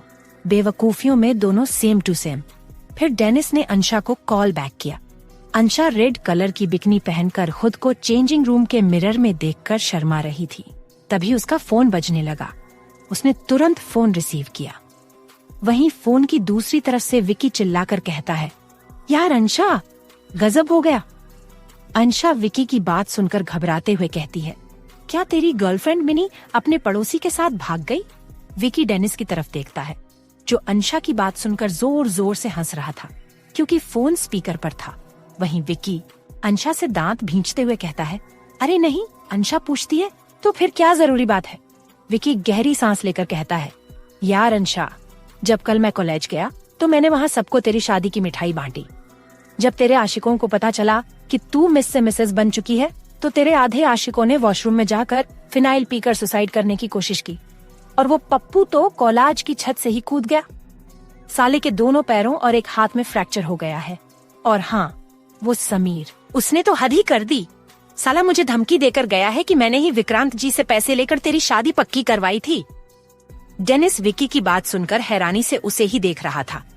क्या वाकई अंशा के कॉलेज के लड़के उसके पीछे इस हद तक पागल थे कि उसकी शादी होने पर सबने जान देने की कोशिश कर की? वहीं विकी आगे कहता है, यार अंशा को डीन का नालायक बेटा, वो तो कल से ही फोन करके तेरा नंबर मांग रहा है। यार अंशा, तेरी मिसेस बनने पर पूरे कॉलेज में गम का माहौल फैल गया है। अंशा कहती है, विकी, कॉलेज में जो हुआ है उससे भी बड़ी बात मैं तुझे बताती हूँ। फिर अंशा विकी को काली परछाई और भेड़िए वाले हादसे के बारे में बताती है। विकी कुछ सोचकर कहता है, अंशा, कहीं वो काली परछाई और भेड़िया भी तो तेरे उन्हीं आशिकों में से कोई नहीं जो तेरे पीछे पीछे तेरे हनीमून तक पहुँच गए? अंशा गुस्से में चिल्लाती है, विकी के बच्चे, मुझे डराओ मत। मेरा नाजुक दिल ये बात सह नहीं सकता। मैं फोन रखती हूँ। विक्रांत सर भूखे शेर की तरह मेरा ही इंतजार कर रहे होंगे। तू फोन रख और कॉलेज में मेरे आशिकों को संभाल लेना। उसी वक्त अंशा के कानों में विक्रांत की रौबदार आवाज गूंजती है, स्वीट हार्ट, जल्दी आओ। अंशा फोन डिस्कनेक्ट कर देती है। बिकनी के ऊपर बाथरोब पहनकर बालकनी की ओर बढ़ती है। विक्रांत पहले से ही अपने बेबीज के साथ पूल में एंजॉय कर रहा था। मैंगो और पेप्सी पूल के किनारे पर तैर रहे थे, जबकि सैंडी अब भी महारानी बनी हुई थी और विक्रांत की ही गोद में छड़ी थी। वही विक्रांत अंशा को बाथरोब पहने देखता है तो ठंडी आवाज में कहता है, स्वीट हार्ट, मैंने तुम्हारे लिए चेंजिंग रूम में बिकिनी रखी थी, तुमने वो क्यों नहीं पहनी? अंशा शर्माते हुए बोली, हबी, मैंने पहनी है पर मुझे शर्म आ रही है। विक्रांत डेविल स्माइल करते हुए कहता है, स्वीट हार्ट, अपने हबी से क्या शर्माना?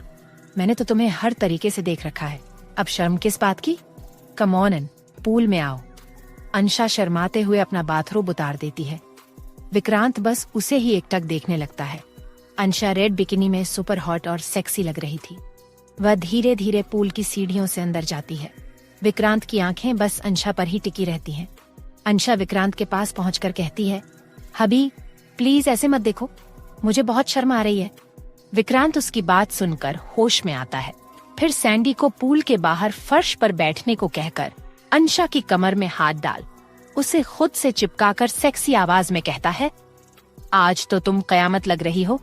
फिर विक्रांत उसके बदन को धीरे धीरे छूने लगता है और उसके होंठों की ओर बढ़ता है। तभी अंशा उसके होंठों पर हाथ रखकर कहती है, अभी नो रोमांस। पहले ये बताइए, आप कल रात कहाँ थे? विक्रांत भौहें उठाकर अंशा का हाथ हटाते हुए ठंडी आवाज में कहता है, स्वीट हार्ट। और फिर मैंगो पेप्सी की ओर देखकर बोलता है, ये मम्मा शेर के मुंह में हाथ क्यों डाल रही है, ये जानते हुए कि ये शेर कितना खूंखार है? पेप्सी मैंगो की बात पर कहता है, मैंगो ब्रो, हमारी मम्मा का भी खाना कहाँ हजम होता है बिना डैडी की डांट खाए। वहीं अंशा विक्रांत की गुस्से से लाल आंखें देखकर लड़खड़ाती आवाज में कहती है, मैं डरने वाली नहीं हूँ, अब मैं आपकी बीवी हूँ। कल रात आप कहाँ थे? कहीं आप मेरी अंशा अपनी बात अधूरी छोड़ देती है। तभी विक्रांत उसकी कमर के बंध में अपनी उंगली उलझाकर सेक्सी आवाज में कहता है, sweetheart, you are right, मैं तुम्हारी सौतन के साथ था। वो बहुत खूबसूरत है, उसने रात भर मुझे तुम्हारी कमी महसूस नहीं होने दी, बल्कि कहूँ तो वो तुमसे भी ज्यादा अच्छी थी। बिस्तर पर विक्रांत का ये कहना था कि अंशा का रोना शुरू हो गया। वहाँ कॉलेज में लड़के मेरे मिस से मिसेस बनने पर सुसाइड कर रहे हैं, और एक मेरे पति हैं जो शादी के 3 दिन में ही मेरे लिए सौतन ढूंढ लाए। मुझे आपसे शादी नहीं करनी चाहिए थी, मुझे तो पप्पू से शादी कर लेनी चाहिए थी। वो कितना भोला मासूम है और मुझसे कितना डरता भी है। शादी के बाद तो वो जोरू का गुलाम बनकर रहता, और उसके गालों में पड़ने वाले वो डिम्पल्स, वाओ। विक्रांत अंशा को गुस्से से घूरता है, उसके बालों को अपनी मुट्ठी में भरकर कहता है, स्वीट हार्ट, ये पप्पू कौन है? अंशा गुस्से में कहती है, पप्पू आपकी सौतन है। अंशा ठहरी मासूम, मेलीगो क्या चीज होती है उसे क्या पता? विक्रांत अंशा के मुंह से किसी और लड़के का नाम सुनकर पागल हो गया था। वहीं अंशा विक्रांत के सीने पर अपने दोनों हाथ रखकर उसे खुद से दूर करने की कोशिश करते हुए बोली, आपकी हिम्मत कैसे हुई मुझे धोखा देने की? आसमान में सूरज चमक रहा था, ऐसा लग रहा था वही विक्रांत अंशा के मुंह से पप्पू की तारीफ सुनकर गुस्से से आग बबूला हो गया। अंशा अब भी बोले जा रही थी, तभी अचानक विक्रांत की दहाड़ सुनाई देती है, जिससे न केवल अंशा बल्कि सैंडी, पेप्सी और मैंगो भी डर जाते हैं। तीनों डर के मारे कांपने लगे। विक्रांत दहाड़ते हुए कहता है, आउट। पेप्सी, मैंगो और सैंडी समझ गए कि विक्रांत उन्हें ही वहां से जाने को कह रहा है। तीनों फौरन वहां से भाग जाते हैं। वहीं विक्रांत अंशा के बालों पर अपनी पकड़ कसते हुए गुस्से में बोला, कितनी बार समझाया है, तुम्हारे मुंह से किसी पराये मर्द का नाम भी सुना तो बर्दाश्त नहीं करूंगा, और तुम मेरे सामने पप्पू से शादी के सपने देख रही हो। अंशा कुछ कह पाती, उससे पहले ही विक्रांत उसके नाजुक होंठों पर अपने सख्त होंठ रखकर जोरदार किस करने लगता है। अंशा उसकी पीठ पर मुक्के मार रही थी, लेकिन विक्रांत उसे और भी रफली किस करने लगता है। वह लगातार उसके होंठों पर किस और बाइट करता है। तभी विक्रांत को अपने मुंह में ब्लड का टेस्ट आता है। वह अंशा के होंठ छोड़ता है। वहीं अंशा अपनी सांसें संभाल रही थी, उसकी आंखों से आंसू बह रहे थे। विक्रांत एक नजर अंशा को देखता है, जो उसे खुश करने के लिए इतनी खूबसूरती से तैयार हुई थी, पर उसे क्या पता था कि उसका ही मर्द उसे इतना दर्द देगा। अंशा की हारी हुई आंखों से आंसू बह रहे थे और वह रोते हुए कहती है, आई हेट यू हबी। वह रोते हुए पूल से निकलकर अपने कमरे में चली जाती है। वहीं विक्रांत गुस्से से अपनी मुट्ठी भींचते हुए कहता है, स्वीट हार्ट, ये आई हेट यू कहना अब तुम्हें बहुत भारी पड़ेगा। फिर वह भी गुस्से में अंशा के पीछे कमरे की ओर बढ़ता है। जयपुर का महल। गर्मियों की हल्की सुबह थी, पर महल के गार्डन में काम जोरों पर चल रहा था। कुमूद जी अपनी लाडले बिल्लू के साथ झूले पर बैठी थीं। सामने मजदूर खुदाई में जुटे थे, मिट्टी उखाड़ते, कुछ पुराने पत्थरों को एक तरफ रखते। कुमूद जी की आंखों में चमक थी, मानो उन्हें इंतजार हो कि जमीन से क्या राज बाहर निकलने वाला है। पर उन्हें ये भनक भी नहीं थी कि महल के बाहर कुछ ऐसी नजरें थीं जो गहराई से महल के अंदर झांक रही थीं। 2 भेड़िए के शरीर में छुपे वो राक्षसी प्राणी एक पेड़ के पीछे छुपे हुए थे। उनकी लाल आंखें चमक रही थीं और नुकीले दांतों से झाग निकल रहा था। महल में घुसना ही पड़ेगा, एक ने गुर्राते हुए कहा। दूसरे ने सिर हिलाया। फिर दोनों एक पल में इंसानों का रूप धारण कर महल के मुख्य गेट की ओर बढ़ गए। उनके कपड़े मैले कुचैले थे और चेहरे पर मजदूरों जैसी थकावट की एक्टिंग। भाई साहब, खुदाई में मदद चाहिए क्या? उनमें से एक ने गार्ड से पूछा। गार्ड, जो अपने गन के साथ हमेशा सतर्क रहता था, आंखें सिकोड़कर उन्हें देखता है। पहले तलाशी दो, फिर अंदर जाओ। गार्ड ने अपनी जिम्मेदारी निभाई। दोनों वेयरवुल्फ एक दूसरे की तरफ देखकर मुस्कुराए। उन्हें लगा काम बन गया। तलाशी के बाद गार्ड ने जब इशारा किया तो उन्होंने जैसे ही पहला कदम महल के अंदर रखा, धड़ाम, एक तेज नीली चमकती लहर दोनों के शरीर से टकराई और वो ऐसे उछलकर गिरे जैसे किसी ने उन्हें हवा में फेंक दिया हो। दोनों धूल में लथपथ दूर जा गिरे। गार्ड हंस पड़ा, अबे ओ मस्तानो, सुबह सुबह क्या चढ़ा आए हो, चलना तो सीख लो। पर वेयरवुल्फ अब समझ चुके थे ये महल आम नहीं था, कोई रहस्यमयी कवच चारों ओर फैला हुआ था। जैसे ही किसी अशुभ शक्ति ने कदम रखा वो कवच उसे बाहर फेंक देता। उनका गुस्सा अब चेहरे पर साफ था, पर वो गार्ड की हंसी को अनसुना करके चुपचाप वहां से खिसक गए।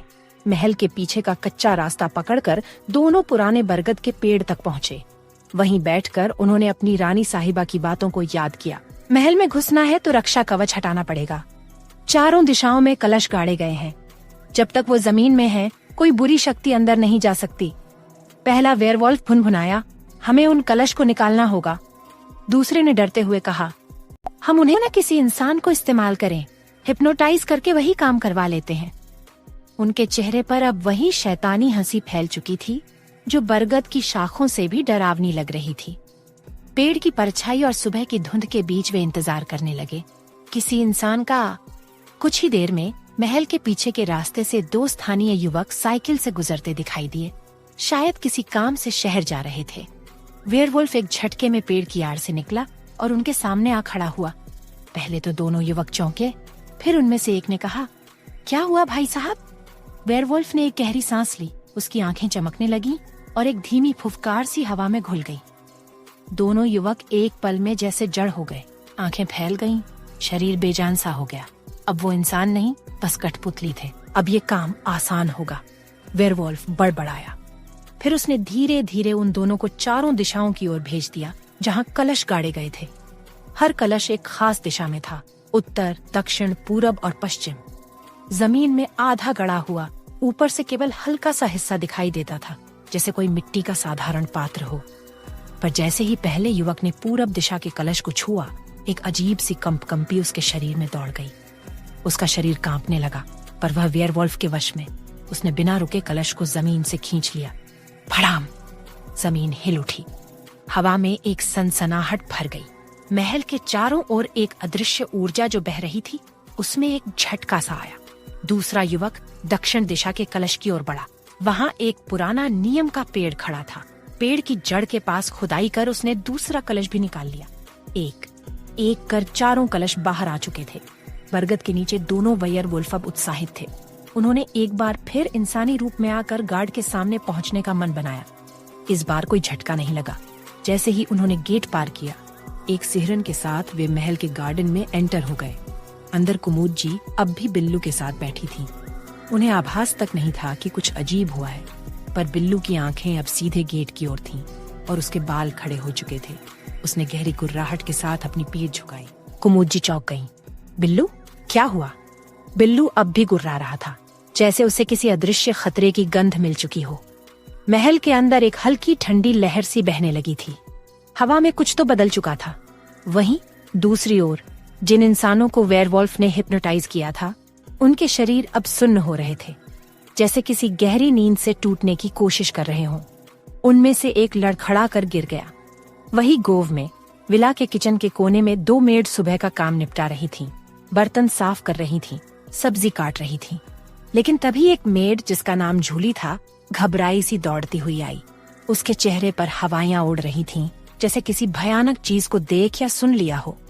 जूली ने धीरे से सिर झुकाते हुए रोली और गीत के पास जाकर फुसफुसाते हुए कहा, रोली, तुम मानोगी नहीं, लेकिन मैं सेकंड फ्लोर की सफाई कर रही थी और कुछ ऐसा सुना जो किसी को नहीं सुनना चाहिए था।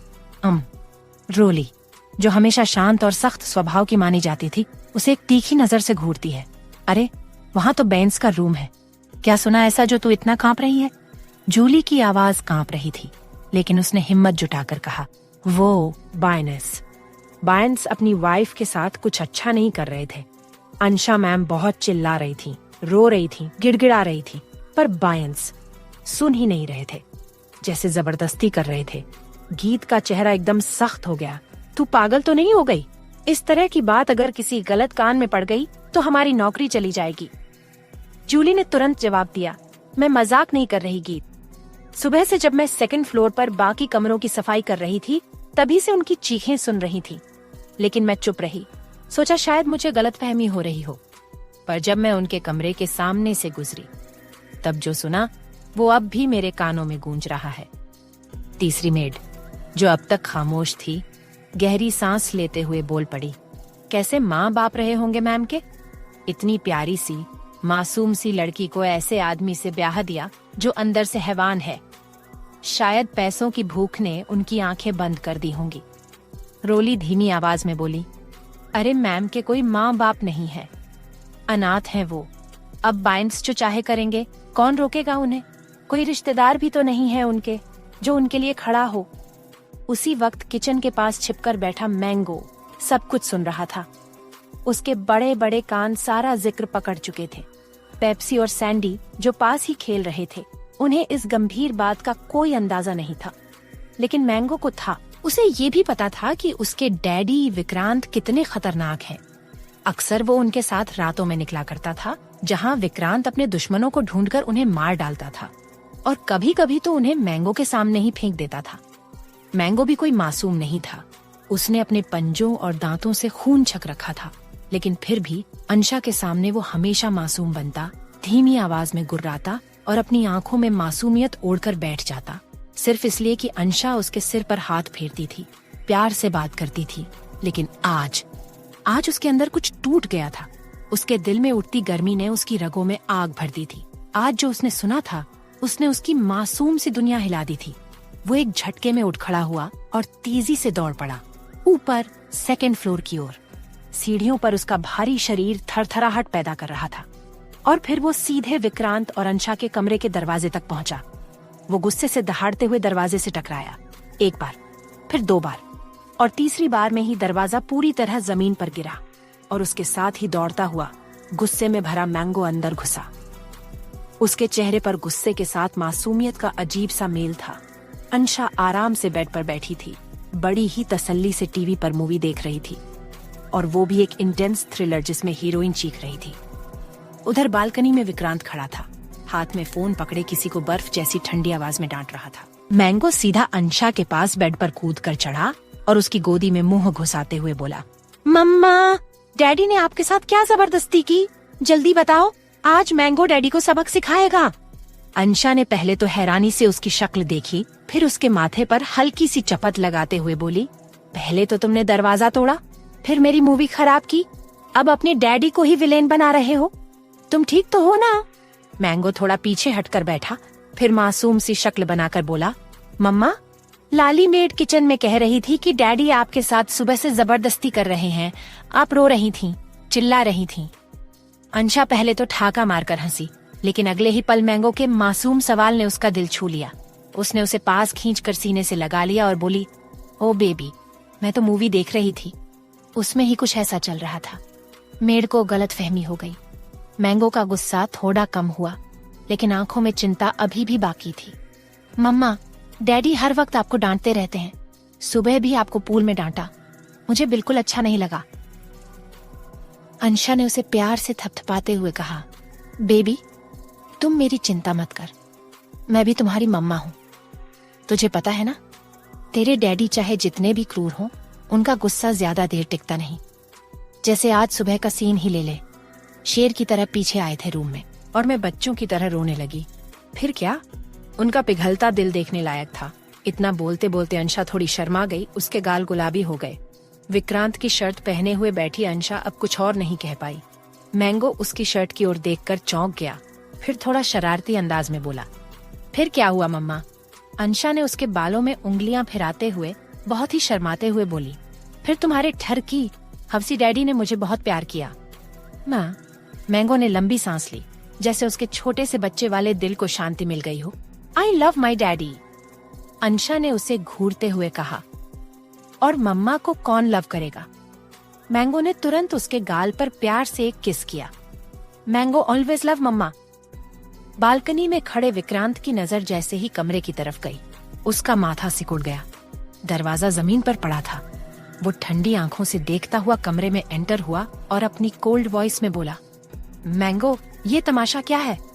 मैंगो ने विक्रांत की आवाज सुनते ही दांत निपोरकर हंसी हंसी में सब छुपाने की कोशिश की। विक्रांत ने आंखें आधी करके कहा, स्वीटहार्ट, तुम्हारा लाडला दिन बा दिन बिगड़ता जा रहा है। अंशा ने मुस्कुराते हुए कहा, हब्बी, वो तो मुझे बचाने आया था, उसे लगा आप मेरे साथ कुछ गलत कर रहे हो। पूरी किचन में यही अफवाह चल रही थी। विक्रांत की आंखें मैंगो पर टिक गईं। मैंगो तुरंत अंशा की गोद में घुसकर अपना मुंह छुपाने लगा, जैसे उसके बड़े बड़े कान अब सुनना बंद कर दें तो बेहतर हो। विक्रांत वहीं खड़ा रहा, चेहरे पर कोई हाव भाव नहीं। फिर बोला, मैंगो, तुम अब मम्मा बाय बन चुके हो, मुझसे प्यार नहीं करते। मैंगो सिर उठाकर विक्रांत को फ्लाइंग किस देता है। अंशा और विक्रांत स्माइल करते हैं। फिर विक्रांत अंशा से बोला, स्वीटहार्ट, रेडी हो जाओ, हम गोवा घूमने जा रहे हैं। घूमने? अंशा चौंक गई। विक्रांत की आंखें ठंडी पर टाइट थीं। हाँ, तुम्हारे किचन की ब्रेकिंग न्यूज से ब्रेक लेने के लिए। मैंगो खुश हो गया, मैंगो भी चलेगा। अंशा ने मैंगो के माथे पर किस करके बोली, ऑफ कोर्स, जहाँ मम्मा वहाँ बेबी। अब तुम जाकर अपनी नैनी से रेडी हो जाओ। मैंगो बिल्कुल एक छोटे बेबी की तरह एक्साइट होकर वहाँ से फूदकते हुए निकल गया। शाम की हल्की हवा गोवा की गलियों में खुशबू घोल रही थी। ओबेरॉय फैमिली पूरे 1 घंटे में तैयार होकर गोवा घूमने निकल चुकी थी।